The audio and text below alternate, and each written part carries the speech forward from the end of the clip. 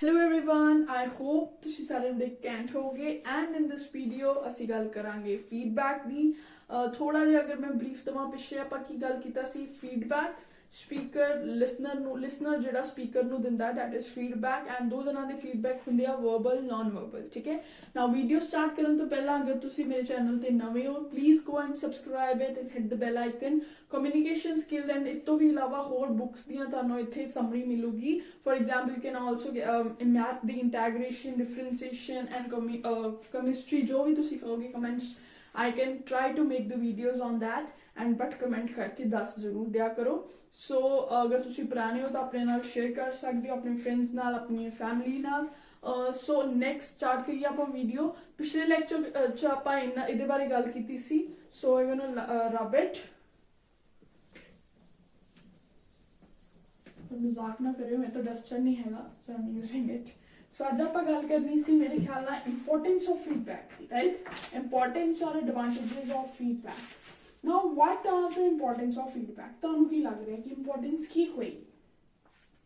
बड़ी क्लीयर आ कि फीडबैक दी इंपोर्टेंस ये है कि जिहड़ा स्पीकर आ उन्होंने अपनी गलतियां बारे पता लग जाता। ठीक है, सो आप गल करांगे अज इंपोर्टेंस ऑफ फीडबैक। ठीक है, सो इंपोर्टेंस ऑफ फीडबैक दे विच अगर आप गल करिए, सो फीडबैक नाल की हुंदा है कि स्पीकर नूं अपनी विच खामियां जिहड़ियां है उहदे बारे पता लग जाता। ठीक है, नॉट ओनली अगर आप गल करिए कि किसी एक स्पीकर बारे जां फिर सिर्फ professional life they which, but communication जिहड़ी आ हर एक लाइफ दे विच हुंदी है। ठीक है, पर्सनल लाइफ दे विच भी, साडी अपनी पर्सनल लाइफ दे विच जां डेली लाइफ दे विच भी फीडबैक होना दैट इज़ वेरी इंपॉर्टेंट। ठीक है, बिकॉज हर एक बंदे की गल नाल सहमत नहीं होंदा। ठीक है, हुण जिवें मैं कोई गल कह रही हाँ जां मेरी किसी गल ते आ वाला व्यू है, सो ये नहीं कि तुहाडा व्यू भी होगा जां फिर किसी होर बंदे दा भी व्यू होगा जां मेरे फैमिली मैंबर दा भी व्यू होगा। So everyone has different view and उन्होंने डिफरेंट पॉइंट ऑफ थिंकिंग होंदा है ना, डिफरेंट लैवल होंदा सोचण दा। सो उहदे वास्ते हर एक बंदा अपनी फीडबैक दिंदा, मनना ना मनना वो साडी मर्जी जां अगले दी मर्जी, बट हमेशा हर कोई अपना एक पहलू रखदा। जां जिवें आपां गल करनी, कोई स्पीकर कोई बंदा जिवें अज मैं बोल रही हाँ, ठीक है, मेरे पढ़ाउण दा तरीका मान लो किसी नूं नहीं पसंद आ रहा। ठीक है, जां तुहानूं ही मेरे कोई सबसक्राइबर नूं लग रहा कि नहीं ये तरीका नहीं ठीक, आ वाला तरीका ठीक है, सो तुसीं मैनूं दस सकदे हो कमेंट्स दे विच। एंड अगर मैं एक गुड स्पीकर हाँ तो मैं ये गल का कभी भी माइंड आउट नहीं करूँगी, कभी भी इस गल नूं बुरा नहीं कहूँगी भी उन्हें मैनूं इदां कह क्यों दिता, बिकॉज इट्स गुड। ठीक है, जो क्योंकि असीं तां ही अच्छे बनते हैं जो साडियां कोई गलतियां करता है। ठीक है, क्योंकि हर कोई परफेक्ट नहीं हुंदा शुरू तो, परफेक्शन लियानी पैंदी अपने काम दे विच, and that is through experiences. ठीक है, सो अगर तुसीं भी अगर तुहानूं लगदा है कि मेरे पढ़ाउण दे विच कोई भी खामी है तो मैं बिल्कुल रेडी हाँ अपने इस चीज़ नूं ठीक करन लई, पर तुसीं कमेंट तां करो। So let's talk about the thing जिहड़ी बुक च आ। So feedback offers a number of advantages to both the parties, that is the communicator और द कम्युनिकेट, मतलब the speaker and the listener. Some of the outstanding advantages केड़ियां हैं? Now the first one is clear misunderstandings. Number one, clear कर दिंदा है misunderstandings नूं अगर किसी बंदे दे विचकार वो हैगियां। ठीक है, मिसअंडरस्टैंडिंग्स, आई होप राइटिंग ठीक है। So feedback is very effective instrument in removing misunderstandings. The listener often has his doubts about the message delivered by the speaker, he then seeks clarification, and जिहड़ा listener आ वो shy feel नहीं करना चाहिए, उन्होंने शाय feel नहीं करना चाहिए। जिवें हुण अपनियां आपां सॉरी एग्जाम्पल लै लैने अपनी कि जो साडी कोई क्लास लगी हुंदी है ना, जिवें आपां क्लास लगाने आ, सो असीं टीचर नूं कई वारी क्वेश्चन नहीं पुछदे, ईवन साडे माइंड दे विच कोई मिसअंडरस्टैंडिंग हुंदी है, कोई डाउट हुंदा है, बट असीं नहीं पुछदे भी है मैम की सोचूगी। बट ये चीज़ नहीं होनी चाहिए, बिकॉज जिहड़ा एक गुड स्पीकर है ना वो कभी भी इस चीज़ नूं माइंड आउट नहीं करेगा, वो हमेशा वेलकम करेगा जिहड़ा भी बंदा उन्होंने क्वेश्चन पूछ रहा। ठीक है, सो लिसनर नूं कभी भी शाय फील नहीं करना चाहिए, बिकॉज अगर मिसअंडरस्टैंडिंग्स रही गां जाके उन्होंने ही प्रॉब्लम आनी है, सो अपनियां क्लीयर करनियां चाहिए। ठीक है, सो ਜਿਹੜਾ ਸਪੀਕਰ ਆ ਉਹਨੂੰ ਵੀ ਰਿਮੂਵ ਕਰਨੀ ਚਾਹੀਦੀ ਹੈ ਲਿਸਨਰਸ ਦੇ ਡਾਊਟ ਨਹੀਂ। ਇਹ ਨਹੀਂ ਕਿ ਉਹਨੇ ਪੁੱਛ ਲਿਆ ਤਾਂ ਹੁਣ ਤੁਸੀਂ ਜਵਾਬ ਵੀ ਨਹੀਂ ਦੇਣਾ, ਉਹਨੂੰ ਬਹਿਸ ਕਰਨ ਲੱਗ ਪੈਣਾ ਵੀ ਤੂੰ ਇੱਦਾਂ ਮੈਨੂੰ ਪੁੱਛ ਕਿੱਦਾਂ ਲਿਆ, ਤੂੰ ਪਹਿਲਾਂ ਸੁੱਤਾ ਸੀ ਕਲਾਸ 'ਚ। ਇਹ ਉਹ ਸਾਰੀਆਂ ਚੀਜ਼ਾਂ ਨਹੀਂ ਕਰਨੀਆਂ ਚਾਹੀਦੀਆਂ। ਸਪੀਕਰ ਨੂੰ ਉਹਦੀ ਮਿਸਅੰਡਰਸਟੈਂਡਿੰਗਸ ਨੂੰ, ਉਹਦੀਆਂ ਕਲੈਰੀਫਿਕੇਸ਼ਨਸ ਨੂੰ ਦੂਰ ਕਰਨਾ ਚਾਹੀਦਾ, ਠੀਕ ਹੈ। So second one is improves the speaker communication skill. As I told you, ਇਹਦੇ ਨਾਲ ਜਿਹੜਾ ਸਪੀਕਰ ਦਾ ਬਹੁਤ ਜ਼ਿਆਦਾ ਫਾਇਦਾ ਹੁੰਦਾ ਹੈ, ਠੀਕ ਹੈ। ਸੋ ਆਪਾਂ ਸੈਕਿੰਡ ਪੁਆਇੰਟ ਲਿਖ ਲਈਏ ਕਿ it improves speaker communication skill.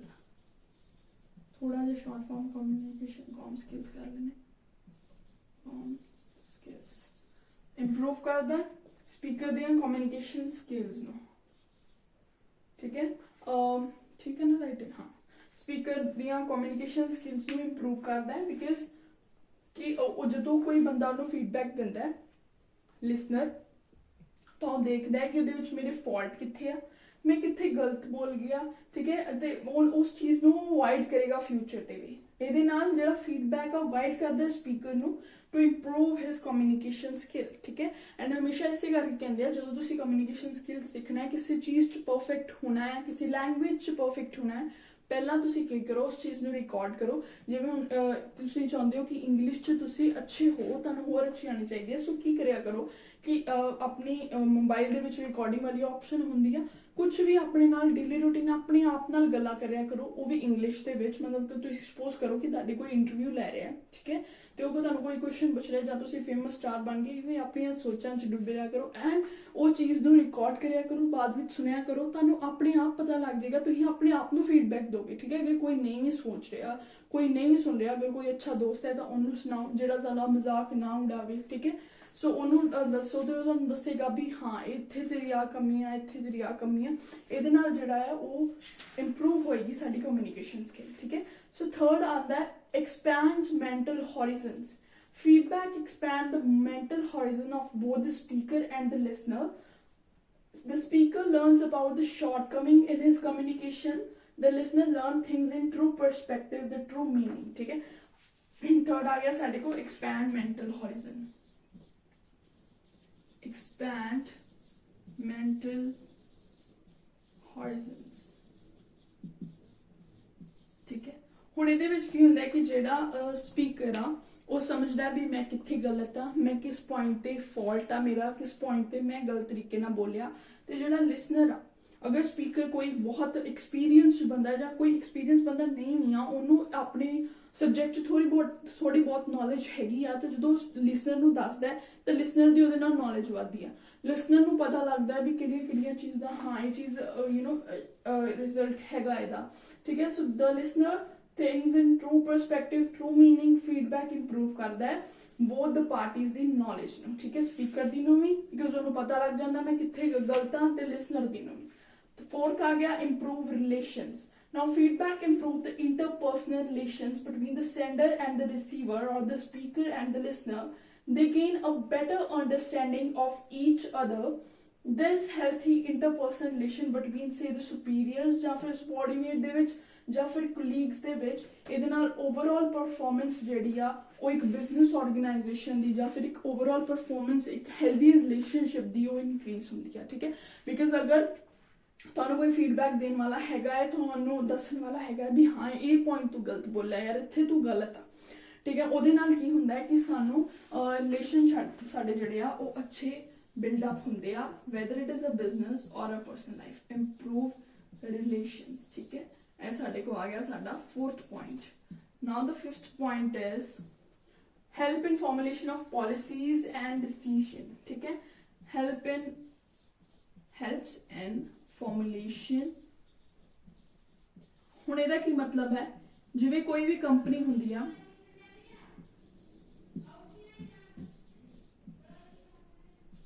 help in form of policies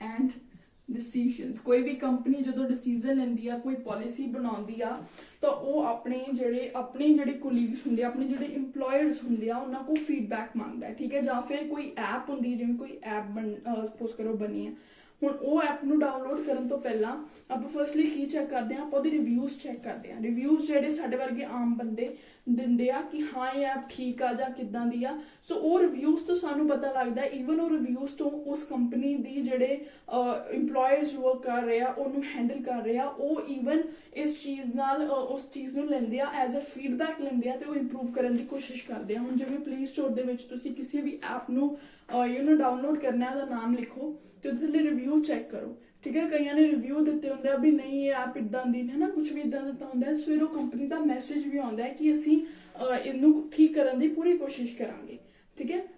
ਅਸੀਂ ਮਾਫੀ ਚਾਹੁੰਦੇ, ਇੱਦਾਂ ਹੋ ਸਕਦਾ ਕਿ ਵੀ ਆਰ ਸੌਰੀ ਕਿ ਤੁਹਾਨੂੰ ਇਹ ਪ੍ਰੋਬਲਮ ਆਈ ਤੇ ਅਸੀਂ ਇਹਨੂੰ ਅੱਗੇ ਤੋਂ ਬਿਹਤਰ ਕਰਨ ਦੀ ਕੋਸ਼ਿਸ਼ ਕਰਾਂਗੇ। ਦੈਟ ਮੀਨਸ ਜਿਹੜਾ ਫੀਡਬੈਕ ਦਿੱਤਾ ਗਿਆ ਉਹਨੂੰ ਮੰਨਣ ਦੀ ਤਿਆਰ ਆ, ਠੀਕ ਹੈ। ਸੋ 6 ਪੁਆਇੰਟ ਆ ਗਿਆ। ਹਾਂ, ਇਹ ਜੋ ਬੜਾ ਆਮ ਪੁਆਇੰਟ ਹੈ ਸਕਸੈਸ ਇਨ ਬਿਜ਼ਨਸ। ਇਹਦੇ ਨਾਲ ਹੁਣ ਜੇ ਫੀਡਬੈਕ ਲਵਾਂਗੇ ਫਿਰ ਉਹਨਾਂ ਦੀ ਐਪ ਅੱਛੀ ਤਰ੍ਹਾਂ ਬਣੇਗੀ ਤਾਂ ਓਬਵੀਅਸ ਜੀ ਗੱਲ ਹੈ ਵੀ ਸਕਸੈਸ ਤਾਂ ਆਏਗੀ। ਲਿਖਣਾ ਥੋੜਾ ਮੁਸ਼ਕਿਲ ਹੋ ਗਿਆ ਬਟ ਮੈਨੂੰ ਲੱਗਦਾ ਠੀਕ ਹੀ ਲਿਖਿਆ ਗਿਆ। ਦੱਸ ਦਿਓ ਕਮੈਂਟ 'ਚ ਠੀਕ ਲਿਖਿਆ ਗਿਆ। ਸਕਸੈਸ ਇਨ ਬਿਜ਼ਨਸ ਇਹਦੇ ਨਾਲ ਹੋ ਹੀ ਜਾਏਗੀ। ਸਕਸੈਸ ਇਨ ਬਿਜ਼ਨਸ ਛੱਡੋ, ਸਾਰੀ ਚੀਜ਼ਾਂ 'ਚ ਸਕਸੈਸ ਹੋ ਜਾਏਗੀ, ਠੀਕ ਹੈ। So feedback ensure success in business because ਉਹਦੇ ਨਾਲ ਉਹਨਾਂ ਨੂੰ ਪਤਾ ਲੱਗ ਜਾਂਦਾ ਸਾਡੇ ਫੀਡਬੈਕ ਦਾ, ਠੀਕ ਹੈ। ਆਈ ਹੋਪ ਇਹ ਕਲੀਅਰ ਆ। ਨੈਕਸਟ ਲੈਕਚਰ 'ਚ ਆਪਾਂ ਗੱਲ ਕਰਾਂਗੇ ਕਰੈਕਟਰਿਸਟਿਕਸ ਆਫ ਫੀਡਬੈਕ। ਜਾਣ ਤੋਂ ਪਹਿਲਾਂ ਲਾਈਕ, ਸਬਸਕ੍ਰਾਈਬ, ਸ਼ੇਅਰ ਜ਼ਰੂਰ ਕਰ ਜਿਓ ਐਂਡ ਕਮੈਂਟ ਕਰਕੇ ਜ਼ਰੂਰ ਦੱਸਿਓ ਤੁਹਾਨੂੰ ਵੀਡੀਓ ਕਿੱਦਾਂ ਦੀ ਲੱਗੀ। ਇੱਦਾਂ ਬਣਾਵਾਂ ਜਾਂ ਫਿਰ ਪਹਿਲਾਂ ਲਿਖ ਕੇ ਫਿਰ ਸਮਝਾਵਾਂ, ਤੁਸੀਂ ਦੱਸੋ। ਜਿੱਦਾਂ ਕਰਾਂਗੇ ਆਪਾਂ ਉੱਦਾਂ ਕਰਾਂਗੇ, ਜਿੱਦਾਂ ਤੁਸੀਂ ਦੱਸੋਗੇ ਆਪਾਂ ਉੱਦਾਂ ਕਰਾਂਗੇ because your feedback is very important, ਹੈ ਨਾ। Bye bye.